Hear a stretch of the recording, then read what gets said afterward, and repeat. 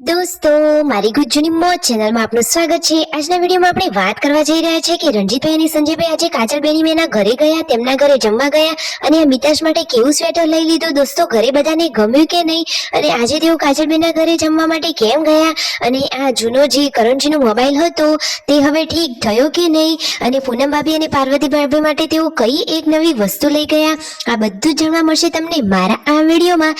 મારી ચેનલ ઉપર નવા હોય તો ચેનલને ફટાફટ લાઈક શેર અને સબસ્ક્રાઇબ કરી દો। Full video in Thakor family blog channel દોસ્તો, ફૂલ વિડીયોની લિંક ડિસ્ક્રિપ્શનમાં મૂકેલી છે, ત્યાં જઈને તમે આખો વિડીયો વોચ કરી શકો છો। આવી ટૂંકી ટચુકડી લાઈવ લેટેસ્ટ એન્ડ ટ્રેન્ડિંગ માહિતી મેળવવા માટે મારી ચેનલને ફટાફટ સબસ્ક્રાઇબ કરી દો। તો દોસ્તો, કરણજીની આજે 30મી તારીખની આ પુણ્યતિથિના રૂપે જુઓ રણજીતભાઈ સંજયભાઈ ખૂબ સરસ કામ કર્યું છે। પેલા ગયા વખતે જે આશ્રમમાં ગયા હતા ત્યાં વિકલાંગ બાળકોને તેમને જમણવાર આપ્યો હતો, સવારનો નાસ્તો ને બધું આપ્યું। ખરેખર આ ઠાકોર ફેમિલીના લોકો બહુ જ પુણ્યના કામ કરી રહ્યા છે અને આવતી વખતે દિવ્યાંશ ભાણાભાઈને તેમની ગાડીમાં લઈ લીધા અને રસ્તામાં કરી લીધો છે સરસ મજાનો નાસ્તો।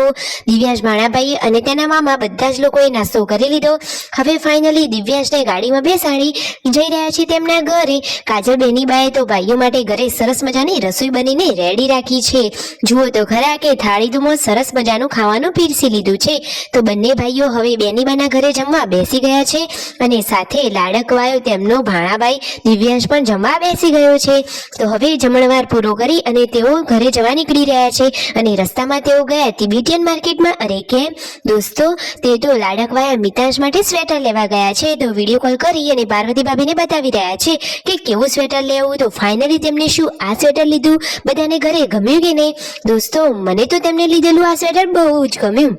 તો ફાઇનલી હવે મિતાશ માટે સ્વેટર લઈ લીધું છે અને રસ્તામાંથી ઘણા બધા ફ્રૂટ શાકભાજી જેવી શોપિંગ કરી અને આ એન્ડ્રોઈડ મોબાઈલ કાજલબેની બેના ઘરે આપવાનો હતો પરંતુ રહી ગયો। હવે જુઓ તેઓ ફ્લેટ ઉપર તેમના ઘરે આવી ગયા છે, હવે બધો સામાન પેક કરી રહ્યા છે અને હવે ઘરે જવાની તૈયારીઓ કરશે।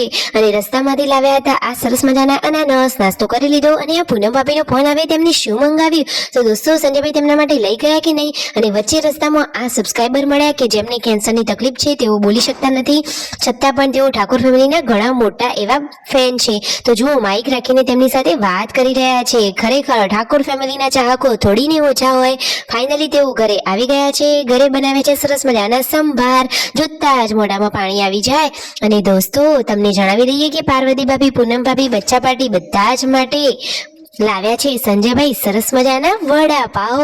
તો જુઓ ઓવનમાં સરસ મજાના ગરમા ગરમ વડાપાવ કરી લીધા અને બધા જ લોકો બચ્ચા પાર્ટી સાથે વડાપાવનો એન્જોય કરી રહ્યા છે। તો જુઓ બચ્ચા પાર્ટી તો એકલા પાવ ખાય છે અને વડા ભાગમાં આવ્યા છે રાકેશભાઈના। નવા વર્ષની ટ્રેન્ડિંગ માહિતી મેળવવા માટે મારી ચેનલને ફટાફટ લાઈક શેર અને સબસ્ક્રાઇબ કરી દો।